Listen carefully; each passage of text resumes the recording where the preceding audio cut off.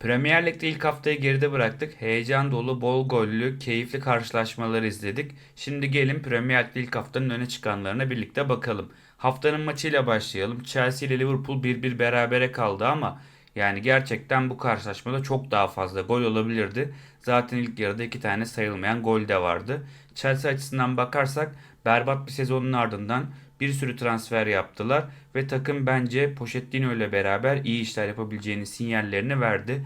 Nkunku gibi önemli bir isim olmamasına rağmen hücum hattında bolca pozisyon buldular. Kanat bekler yine mükemmel bir şekilde işledi. Chilwell'in bir golü sayılmadı. Bir golde asisti var. Reece James sağdan bolca top getirdi. Enzo Fernandez orta sahayı domine etti. Daha bu takıma Caicedo, Lavia gibi isimler dahil olacak. Hücum hattında da Nkunku'nun yerine bir isim getirecekler. Chelsea son derece heyecanlandıran bir takım konumda. Liverpool'un da mutlaka orta saha alması lazım. Yani maça çıkan orta saha üçlüsü McAllister, Szoboszlai ve Gakpo'ydu. Gakpo'yu sahada neredeyse hiç görmedik. Orta sahayı kaptırdılar ve açıkçası ilk yarının son 15 dakikası, ikinci yarının tamamı Chelsea'nin üstünlüğünü izlemiştik biz. Chelsea tarafına karşı Liverpool savunmada işler yapamadı. Alisson'a çok iş düştü. O da önemli kurtarışlar yaptı. Hücum hattında da çok fazla top gelmeyince etkisiz bir görüntü oluşmuştu. Salah'ın oyundan çıkarken tepkisi vardı. Çünkü Salah her sezon golle başlıyordu. Premier Lig'de 5 yıldır gol atıyordu. Bu maçta asist yaptı. Çok daha fazlasını yapabilirdi belki. O yüzden bir tepkisi oldu. Ama onu da çözecekler. Yani Liverpool'un mutlaka orta sahayı güçlendirmesi gerekiyor. Bence stopere de bir hamle yapmaları şart diye düşünüyorum. Haftanın diğer maçlarına geçmeden önce bu videoyu beğenip takip ederseniz çok mutlu olurum. Siz de Premier Lig'in ilk haftasına dair düşüncelerinizi paylaşırsanız yorumlarda beraber buluşabiliriz. Manchester City sezonun açılışını yapan taraf. Burnley'e karşı 3-0'lık rahat bir galibiyet elde ettiler. Erling Haaland sezona golle başladı. De Bruyne sakatlandı. Rodri çok iyiydi. Yani De Bruyne sakatlanınca geçtiğimiz sezonun sonunda da yaşadığı sakatlıkla beraber bir korkuttu. City'nin mutlaka orada bir hamle yapması gerekiyor. Paketayı düşünüyorlar. De Bruyne eğer sahalardan uzun süre uzak kalırsa City için işler biraz kötü gidebilir. De Bruyne gibi bir oyuncunun açığı onların oyun sistemini etkiler ama Guardiola bu sezonda da yine orta sahayı çok kalabalık tutuyor. Oyun yapısını geliştirmeye devam ediyor. Şampiyonun en güçlü adaylığı konusunda da onların yeri iyi bir şekilde duruyor. Arsenal'a geçelim. Arsenal maça mükemmel başladı. Sağ kanatta Saka oyunu domine etti. Ama ilk gol sol kanattan geldi. Martinelli'nin inanılmaz mükemmel harika asisti. Bence bunu çok da isteyerek yapmadı ama Nketiah'nın golünü getirdi. Ardından Saka'nın da mükemmel golü geldi. Takım hücum anlamında kendini çok geliştirmiş.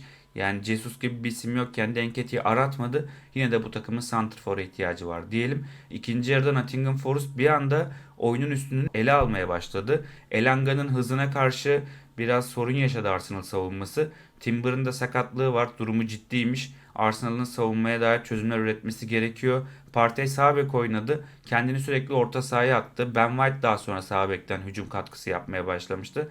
Arteta da Pep Guardiola'nın yolunda oyununu geliştirmeye devam ediyor. Haftanın en güzel maçlarından birisine geçelim. Newcastle United Aston Villa'yı 5-1 mağlup etti.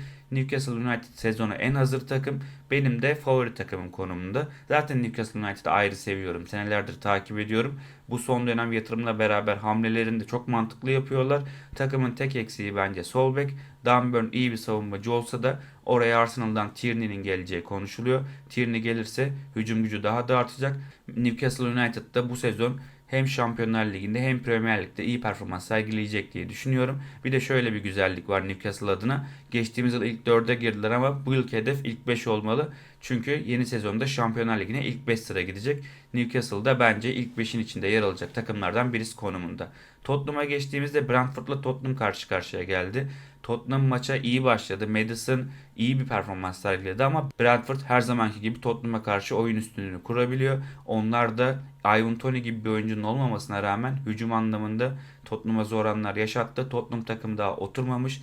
İleride bir şeyler vaat ediyor. Bence keyifli maçları izleyeceğiz Tottenham tarafında ama Tottenham'ın çok daha fazla gelişmesi gerekiyor diye düşünüyorum. Haftanın kapanış maçında Manchester United Wolverhampton'ı 1-0 geçerken gerçekten çok zorlandı. Wolverhampton maç boyunca geçiş hücumlarıyla savunma arkasında fırsat ararken Martinez'in sarı kart görmesiyle beraber de biraz daha Ten Hag hamle yapmak durumunda kaldı savunmaya. Çok fazla pozisyon verildi. Onana'nın kurtarışları oldu, şansı oldu. Hele maçın son 15 dakikası uzatma anlarında tek kale oynadı Wolverhampton. Manchester United buna çözüm üretemedi. Santrfor gelmesi, Højlund'un oyuna bir şekilde dahil olması gerekiyor. Ama yani Rashford santrfor olduğunda sol kanat Garnacho ne kadar istekli olsa da işlemiyor. Antony de sağ kanatta çok etkili olamadı. Orta sahada Mason Mount henüz takıma adapte olabilmiş değil. Manchester United'ın önünde bir yol var. Zaten onlar da çok hızlı başlayamıyor sezonu. İlerleyen süreçte toparlanabiliyor. Manchester United'ın da takımın gelişimini bir an önce sağlaması gerekiyor diye düşünüyorum. Bahsedeceğim son maç Brighton'ın maçı. Brighton Luton Town'u 4-1 ile geçerken Welbeck yerine daha iyi bir santrfor olsa o maç bambaşka bir şekilde sonuçlanabilirdi.